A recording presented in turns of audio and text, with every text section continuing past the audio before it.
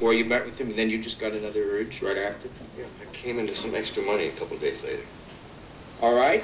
You made these contributions anonymously. Why? I wanted them to be anonymous. Okay, tell us why. I didn't want a lot of other people coming around asking for contributions. The reason you made these contributions anonymously is that you were paying off. Prove it.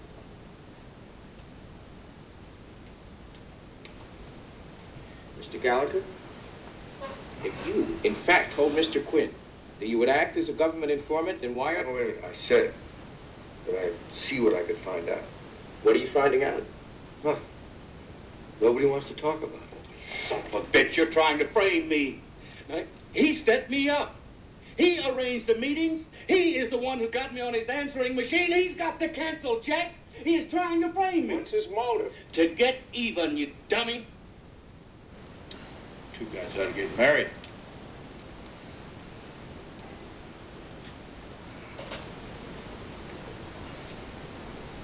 Mr. Gallagher, are you that smart? You're damn right he is.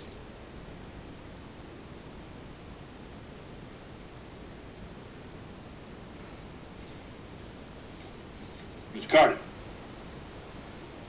you seem to know a lot about what's going on around here. I'd like to ask you where these stories came from. Objection. My client is You not... save your objections, Counselor. This ain't a courtroom. Now, Miss Carter, this story about Mr. Gallagher, the first one. I had reason to believe the strike force was investigating Mr. Gallagher. I confirmed it. I wrote the story. How did you confirm it? Objection. You were asking her... Wait a minute. Wait a minute. I want to answer this. I read the file. Did you now? How did you come to read the file? I was talking with Mr. Rosen. It was lying on his desk. When he left his office, I read it. Did you ask Mr. Rosen what in the name of Christ he was doing leaving the file around on his desk for you to read it? He intended me to read it. Why would that be, Miss Carter?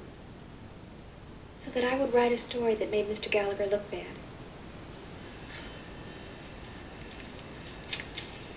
This story.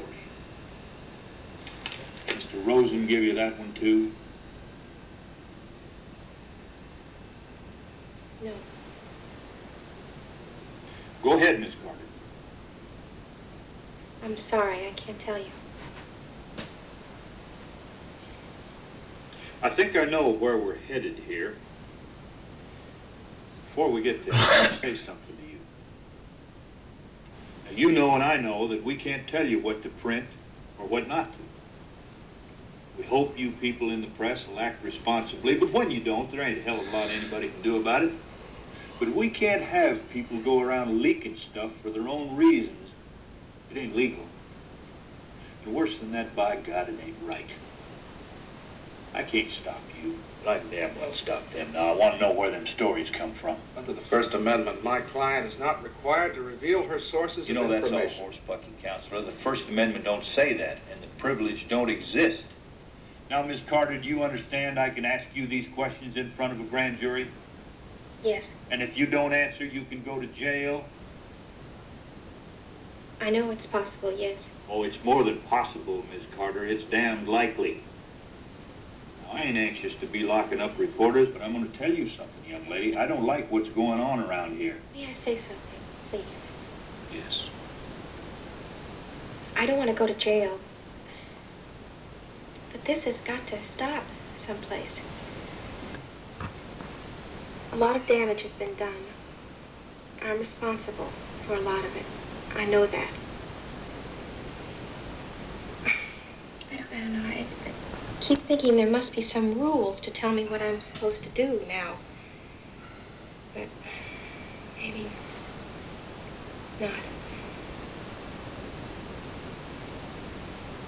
The person who told me about the investigation of Mr. Quinn, they were not leaking it. They did not intend for it to be printed. I did that on my own. I'm scared to death of going to jail.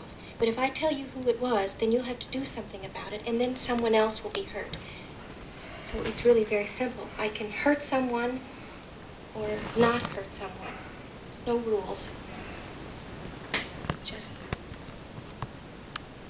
me.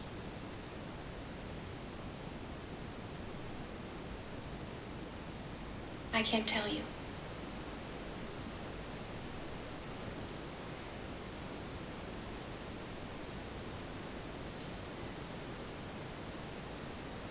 Mr. Gallagher.